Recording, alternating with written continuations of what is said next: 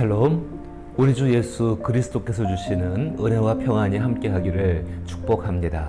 오늘 함께 읽고 묵상할 말씀은 예레미야 2장 1절부터 3절 말씀입니다. 제가 말씀을 읽습니다.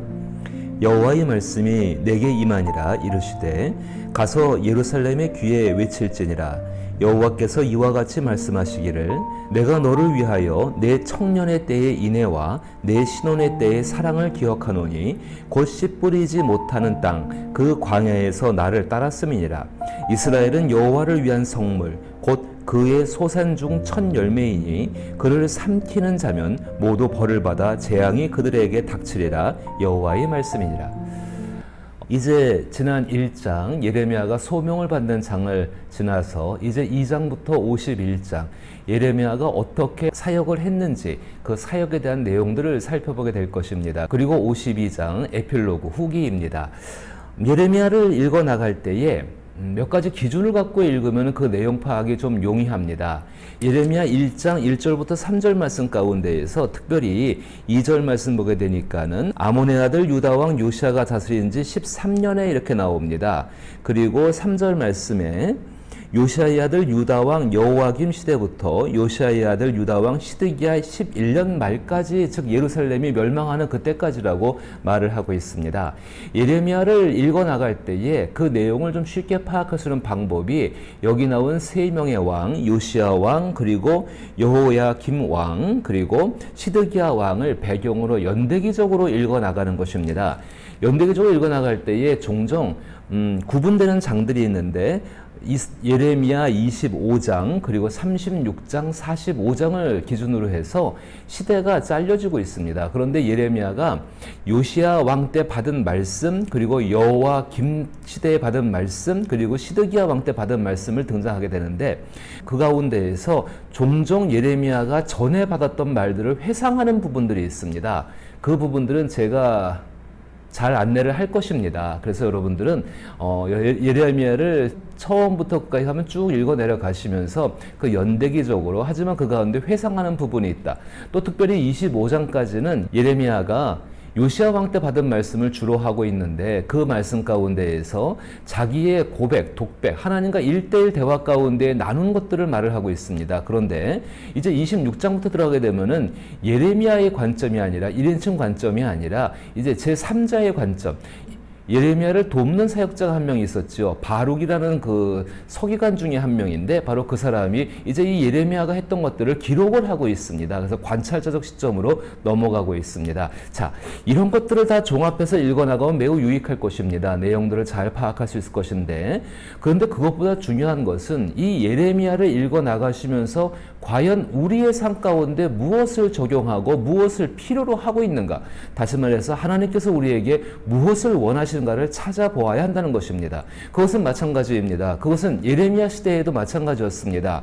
예레미야가 전하는 말을 이스라엘 백성들이 도무지 알아듣지를 못했습니다. 그들은 예레미야가 전하는 하나님 말씀, 그 말씀에 대해서 정말로 깨닫지를 못하는 사람이었는데 예레미야는 그 말씀이 이미 이루어진 말씀인 것으로 믿고 전했던 사람이 예레미야입니다. 따라서 우리가 예레미야를 읽어가면서 우리의 현실을 한번 예레미야 입장에서 살펴보고 예레미야처럼 이것을 고쳐나가기 위해서 애를 쓰는 것이 우리 가운데 필요하다는 것입니다. 오늘 읽은 부분은 예레미야에게 이제 그 사역에 관계돼서 첫 번째 임하는 말씀인데, 제가 다시 한번 읽어보면은 하나님께서 여호와의 말씀이 내게 임하니라. 이르시되 가서 예루살렘의 귀에 외칠지니라 라고 말씀하십니다.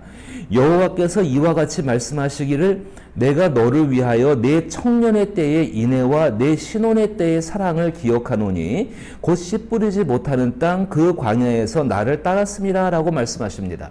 하나님께서 말씀하시는 것의 시작이 예레미야 시대가 아니라 이들이 애굽에서 하나님께서 이스라엘 백성들을 구출해 내시고 광야를 지나왔던 그때를 기억하시면서 하나님이 말씀하시는 것입니다. 이렇게 생각해 볼 수가 있습니다.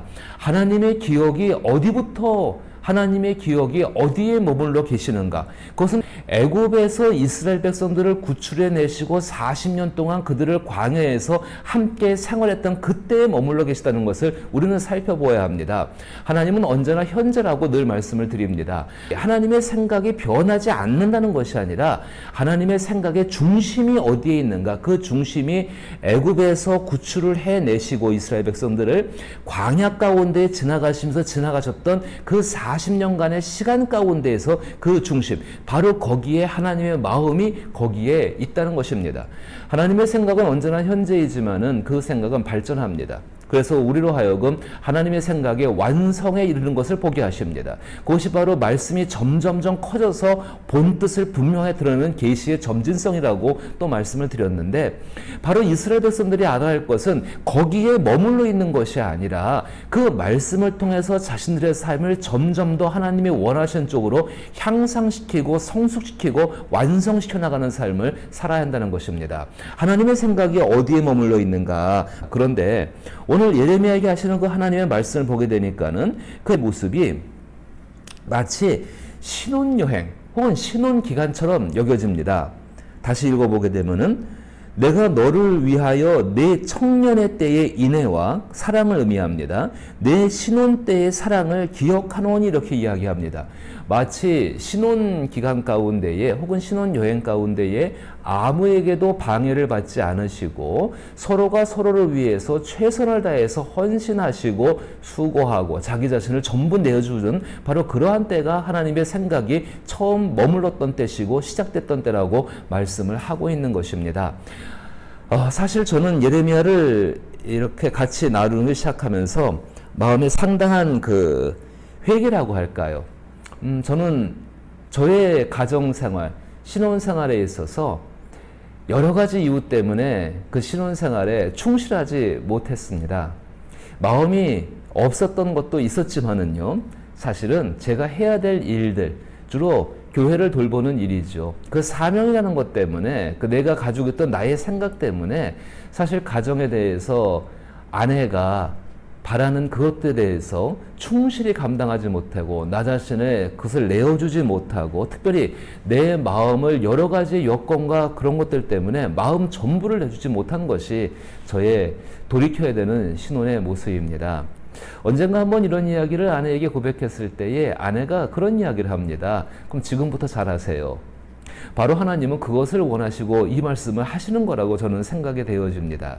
이스라엘 백성들의 시작이 어디였는가? 바로 그 광야였습니다. 광야에서 하나님이 그들을 위해서 내어주신 바로 신혼 때 모든 것을 다 내어주시고 지켜주시는 것. 반면에 이스라엘 백성은 그때 어땠는가? 그 씨 뿌리지 못하는 땅 그 광야에서 나를 따랐음이라 이야기합니다. 그들은 광야에서 하나님을 버리지 않았습니다. 하나님을 따라왔습니다. 그렇다고 해서 애굽에서 나온 모든 사람을 다 말하는 것이 아닙니다. 하나님께서 40년의 시간을 지나면서 하나님의 약속을 믿지 못하는 사람들이 전부 그 땅 가운데에서 소멸되게 하셨습니다. 가나안 땅에 들어간 바로 그 사람들, 그 이전 세대를 알지 못하는 바로 그 사람들과 동행했던 그 시절이 하나님께는 너무나 소중했었고, 하나님 그때 이스라엘 백성들 향해서 모든 것을 내어주었고, 이스라엘 백성들도 하나님께 모든 것을 내어드리고 모든 것이 하나님과 하나가 되었던, 하나님과 함께 있을 수 있는 모습이 바로 그때 이루어졌던 것입니다. 변하지 않는 분이죠, 그 하나님은. 그런데 이스라엘 백성들이 3절 말씀 보니까, 그런데 그때 이스라엘 백성들은 하나님 눈에 어떤 존재였는가? 이스라엘은 여호와를 위한 성물 곧 그의 소산 중 첫 열매이니 그를 삼키는 자면 모두 벌을 받아 재앙이 그들에게 닥치니라. 여호와의 말씀입니다. 이게 이스라엘 백성들이 가지고 있는 하나님과 함께 있는 구원받은 사람, 지금 말하면 우리들입니다. 부활의 첫 열매 되신 예수 그리스도로 말미암아 이 광야 같은 세상을 살아나가는 우리들의 모습에 해당합니다. 그 사람들, 하나님이 성별하셨다, 구별하신 것입니다. 하나님의 것으로 삼으신 것입니다. 하나님의 소유입니다. 세상이 이들을 어떻게 할 수가 없는 것이 분명한 존재인데, 만약에 세상이 그들을 삼키게 되면, 공격하고 침해하고 이들을 넘어뜨리게 되면은 하나님께서 이들에게 벌을 주시고 그 재앙이 그들에게 끝까지 닥친다라고 하나님이 정말로 독점적인 사랑을 우리 가운데 선포해 주고 계시는 것입니다. 이런 하나님의 그 사랑, 그 사랑은 변하지 않습니다.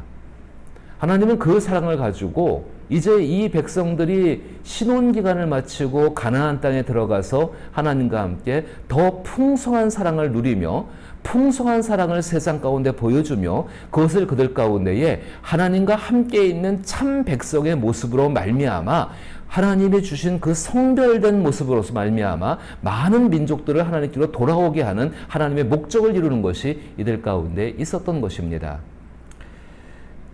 다시 예레미야 시대로 돌아와 봅니다. 예레미야 시대는 이제 이스라엘 역사가 맞춰질 때입니다. 그들의 마침은 하나님이 원했던 것처럼 아름다운 모습으로 완성돼서 마치는 것이 아니라 그들은 죄와 허물로 인하여서 하나님께 대한 깊은 불순종으로 인하여서 하나님 마음에 있는 깊은 고통을 간직한 채로 또 슬픔이 있는 채로 이들은 멸망을 하게 됩니다. 하나님은 끊임없이 돌아오라고 이야기하십니다. 어디로 돌아올 것인가? 바로 여기입니다. 여기 하나님과 함께 광야를 지나왔을 때 비록 그들의 눈에 보이는 것은 광야이고 사람이 살 수 없는 땅이고 굉장히 두려움이 많은 땅이고 그들의 힘으로 아무것도 할 수 없는 땅이지만은 하나님과 함께 있음으로 말미암아 하나님의 전폭적인 은혜들을 받고 있었던데 하나님의 그 전폭적인 독점적인 사랑을 받고 있었던 때로 돌아오라고 그들의 마음을 돌이키고 그들의 행위를 돌이켜 돌아오라고 하나님은 계속해서 말씀을 하게 되십니다. 이 말씀을 생각하면서 처음 사랑이라는 단어를 기억해 볼 필요가 있습니다. 분명히 요한계시록에서는 에베소 교회를 향해서 그렇게 진리에 밝고 하나님을 많이 잘 알고 있다고 하는 그리고 구별할 수 있다고 하는 그 에베소 교회를 향해서 너희가 첫사랑을 버렸음이라고 책망하시는 것을 볼 수 있습니다. 그리고 어디에서 떨어졌는지 회개하여 돌이키라고 우리 주께서 말씀하십니다. 어쩌면 우리 신앙도 마찬가지 아니겠습니까? 처음 사랑, 그 처음에 사랑했던 그 하나님의 사랑은 변하지 않습니다. 근데 우리가 바라는 것은 무엇입니까? 처음 사랑처럼 즉각적으로 하나님이 반응하시고 하나님의 뭔가를 놀랍게 이뤄가시는 거기에 묶여 있다고 한다면은 우리는 무엇인가 잘못된 길을 걸어가고 있는 것일 것입니다. 사랑이 깊어진다면은 그 인내도 깊어져야 합니다. 사랑이 깊어지고 있다면은 오래 참음도 깊어져야 합니다. 하나님은 그렇게 그 사랑을 깊게 만들어가고 계셨습니다. 우리 신앙, 특별히 우리 교회의 모습을 잠깐 생각해보고 말씀을 마치십시다. 교회가 처음 시작할 때 모두 뜨겁습니다. 마치 예레미야의 배경이 되는 개혁과 부흥과 성공과 성취에 나아가 있는 것처럼 그렇게 뜨겁습니다. 근데 정작 하나님 앞에 반응하는 우리의 마음은 깊이 생각하지 않습니다. 작은 성취를 인하여 기뻐 뛰긴 하지만은 하나님이 여전히 함께 하시고 그 하나님께로 마음이 돌이켜지고 그 하나님을 내가 느낄 수 있는 것을 감사하지는 않는 것 같습니다. 어쩌면 근본적으로 교회가 이렇게 실패한 이스라엘 백성들처럼 하나님 마음에서 떠나는 일, 첫사랑을 잃어버리는 일, 그리고 그 첫사랑을 회복하는 것을 마음에서 찾지 아니하고 행위에서 찾아서 그 행위로 돌아오고자 하는 것이 우리 가운데 너무 많다는 것입니다. 우리 위더스 교회는 어떻습니까? 하나님의 은혜 가운데 하나님을 사랑하는 마음, 그 마음을 변치 아니하고 광야의 어렵고 힘겨운 시절이라 할지라도 그 하나님과 뜨겁게 나눴던 그 깊은 사랑, 그 하나님의 사랑으로 말미암아 그 처음으로 말미암아 다시금 기뻐할 수 있게 되기를 나사렛 예수 이름으로 축복합니다.